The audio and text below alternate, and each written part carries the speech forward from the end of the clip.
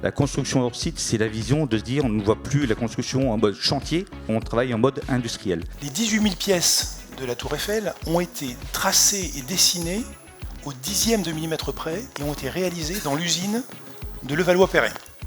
Et ensuite, elles ont été assemblées en tronçons d'environ 5 mètres. En fait, 2/3 des rivets de la Tour Eiffel ont été posés dans l'usine. Seulement 1/3 des rivets ont été posés sur le chantier. C'est ce qui a permis le contrôle de la qualité et cette vitesse exceptionnelle dans la réalisation de cette construction. Notre métier évolue justement, on travaillait sur l'enveloppe, sur les énergies, voilà. On attaque désormais ces compétences environnementales. Regardez à longue échelle, sur la durée de vie du bâtiment, combien il va consommer, comment les gens vont l'utiliser, pour justement faire les bons choix raisonnés au moment de la conception. Le foncier ayant un tel poids aujourd'hui, on s'est dit on met ce point à part et on conçoit des bâtiments qui peuvent se déplacer, qui ne sont pas forcément liés au foncier.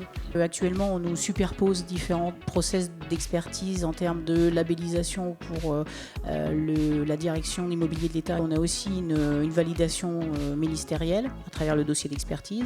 Puis nous avons aussi les contrôleurs budgétaires. Et donc derrière, nous, il faut trouver des solutions rapides pour construire. Et c'est ce qu'on a trouvé grâce au process hors site. Lorsque nous réalisons des travaux, et aujourd'hui la tendance est à réaliser des travaux importants, c'est-à-dire rénover totalement un immeuble pour le mettre en conformité à toutes les normes actuelles, nous avons des difficultés pour reloger les occupants à proximité du Sénat.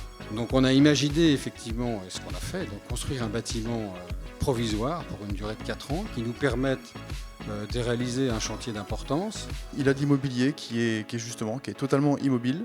Il doit passer 6 mois à 1 an à le revendre, son logement. Il ne peut pas se déplacer pour changer de travail. Dans son immeuble de bureau, de plus en plus on se rend compte que tous les 10-15 ans, il faut 20 ans, il faut tout rénover. Ça coûte beaucoup d'argent, etc. Donc il ne comprend pas. Il se dit mais dans quel monde je suis là l'immobilier, il y a quand même une vraie problématique sur le client et qu'est-ce qu'on peut lui apporter. Construire durablement, c'est construire pour les générations futures, c'est se dire qu'il va falloir construire plus propre, donc limiter les ressources de la planète, limiter les déchets qui sont issus de la construction, faire en sorte qu'on produise mieux, qu'on soit mieux isolé, mais pas seulement, il va falloir également qu'on produise positif à travers notre principe constructif où on veut construire durablement.